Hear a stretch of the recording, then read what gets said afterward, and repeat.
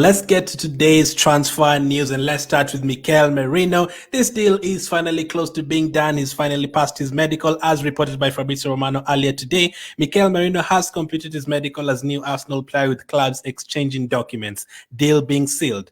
We know about the fee, obviously, that's 2 million plus 5 million in add-ons, euros, contract until 2028, plus option for further season. We've already discussed that multiple times over the last 4 or 5 days. But the medical, he has passed the medical. He arrived for yesterday, I think it was Saturday, when he arrived for the medical, and it's finally been done. Fantastic. This is another great signing. Looking at our performance yesterday against Aston Villa, if he had someone like a Merino to that midfield, it's going to get even stronger. So this is going to be a very, very big deal for us. When is it going to be announced? We know that Arsenal usually take a bit of time to also announce players. Let's hope I'd say Monday or Tuesday. It's going to be announced. He's going to be announced as an Arsenal player, and by the weekend against Brighton, he probably makes his debut. So we're going to have It's going to have a full week training with Arsenal. So that is fantastic, absolutely fantastic. So welcome to Arsenal, Mikel Merino. That deal is pretty much done. I cannot wait for him to get started as an Arsenal player. The way we dominated Aston Villa yesterday, by the way, I'm still buzzing from that result. That was a big win. The way we dominated them in terms of. Okay, it wasn't like a completely fantastic performance, but the way they had 2 chances with Watkins and the one with Ramsdale where Saliba made a tackle, but there's never really a time that I felt like, oh my goodness, like Aston Villa could score 2 or 3 goals here against us. I never feel that way these days with Arsenal because we control a lot of games. Although yesterday we gave Aston Villa a couple of chances, Area made a fantastic save yesterday. But most of the games that we play, I usually feel very safe, very comfortable, and Merino is going to add to that. We already took a look at his stats the last two months. The fact that he's very good at duels in midfield, I cannot wait for him to get started. So I won't talk about that too much. He's already an Arsenal player. We'll talk about him when he's announced by Arsenal later on this week.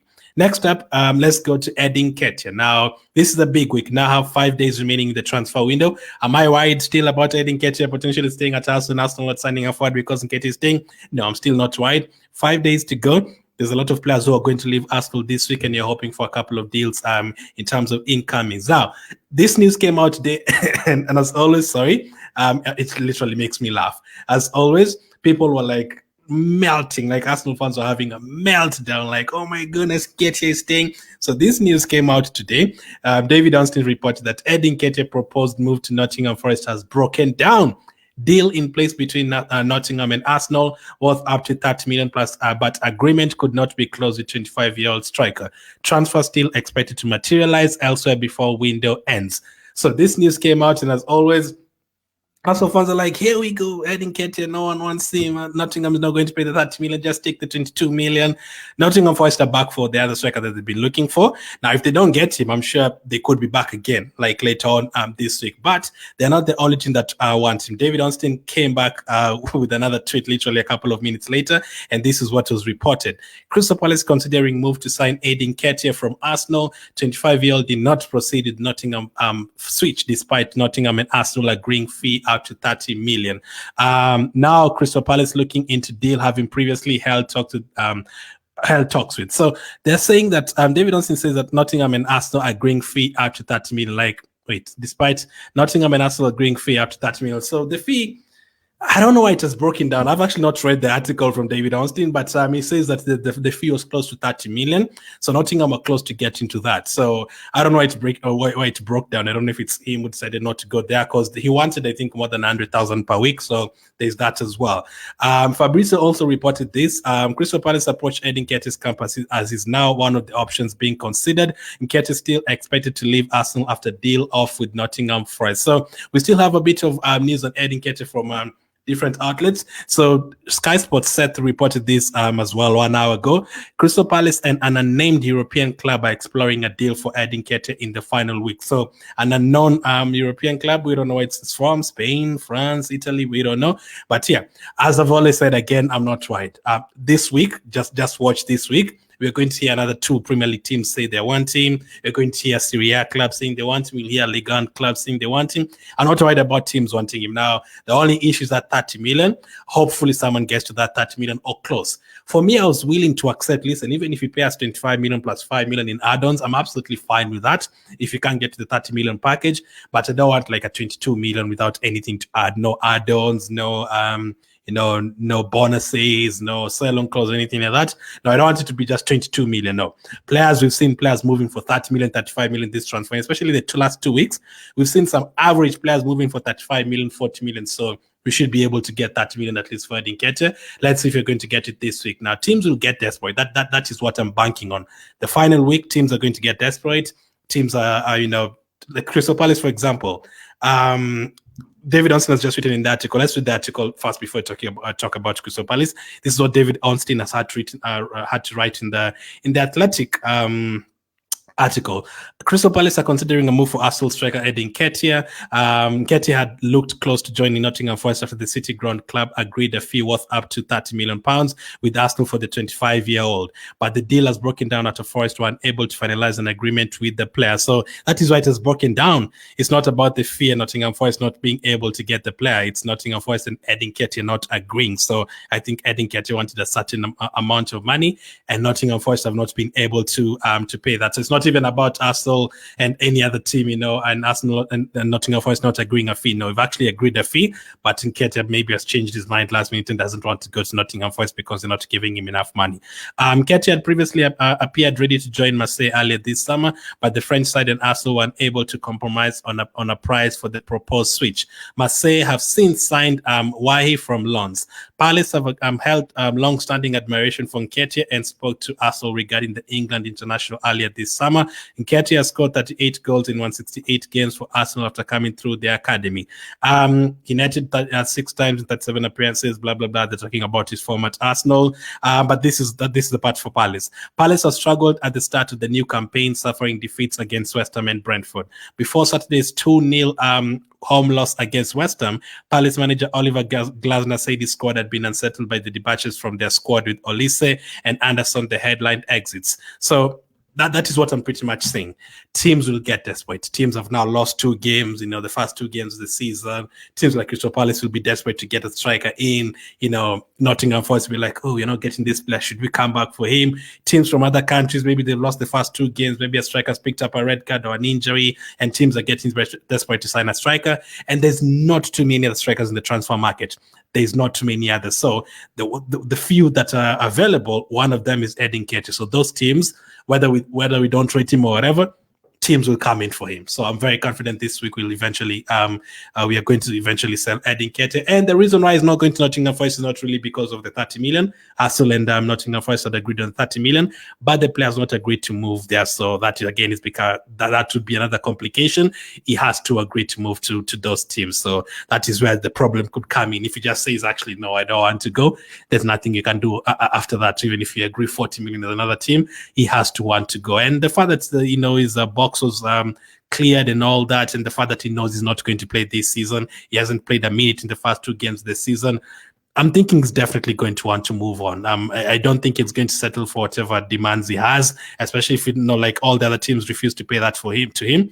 He's going to have to move on. He's going to have to reduce his demands because he's not going to play at us. So he's just going to be on the bench, especially if he sign a couple of forward players this week. He's just going to be on the bench and he's going to waste his career and is approaching the prime of his career. There's literally no need for him to do that. So that's not the only player we're expecting to leave Arsenal this week. Nketiah could be another one. This is what is being reported by Di Marzio from Italy. Bologna want to take Jakub Nketiah on an onerous loan, which includes an option to buy should Arsenal be open to the deal. The clubs have strong relations after the Riccardo Calafiori transfer earlier this summer. Onerous loan, what does that mean? I don't even know what that means. But they want him on a loan deal. That's very interesting. Can I get the meaning of that word? But Nketiah, Bologna, we were told back when you were trying to sign Calafiori, they wanted him, but they didn't want him to be included in the same deal or something like that. Let's see. Onerous means I've never come across that word in terms of loan. Onerous means I'm involving a great deal of effort, trouble, or difficulty. Let's see. Bologna want to take Jakub Nketiah on an onerous loan. My goodness. Why do they have to complicate all this? And just tell us they want him on loan. They're ready to pay out this crazy words, onerous loan, venomous loan. What does all this mean? Though Bologna want him. So there's still a chance Kivio could end up staying at Arsenal, but there's still a chance someone from Syria could end up buying him this coming week. So this is an interesting one for me. I don't think a loan deal is worth it. If you're going to let go of Kivio, for me, I'm happy to keep him. If teams really want him, let's get us to that 20-25 million, and then we can let him go after that. But for me, right now, loan deal does not really help us unless it has an obligation to buy, and they say next season they're going to pay us 25 million or something. They're well and good, but it doesn't really benefit us to loan him out, Jakub Kivio. But this one is one to keep an eye on this week. Right now, I don't think he's going to get too many chances to play, because yesterday we saw we started with Timber, Gabriel, Saliba, and Ben White. Calafiori was the one who came on for Timber. Tomias is still going to come back. Zinchenko is already there. So how many games is Kivio going to get? Not too many. He's only going to probably feature in the cup games, or like maybe if a couple of our players pick up injuries. I don't know. Tierney is still an Arsenal player, by the way. He's not gone anywhere. He still has an injury. You're going to struggle to sell him, but I don't think he's going to feature next. So I think what is going to happen if Tierney, recovers like in September, October, if no team buys him this remaining 5 days, his contract is going to be cancelled or something, and he's going to end up leaving on a free. I can't see him returning to the Arsenal team, but that is another left back we need to sort out again this coming week. Fabio Vieira is already, we've already gotten a here we go for Fabio Vieira. He's on his way to FC Porto on loan. I don't want us to do too many loan deals, especially if players are coming back next season.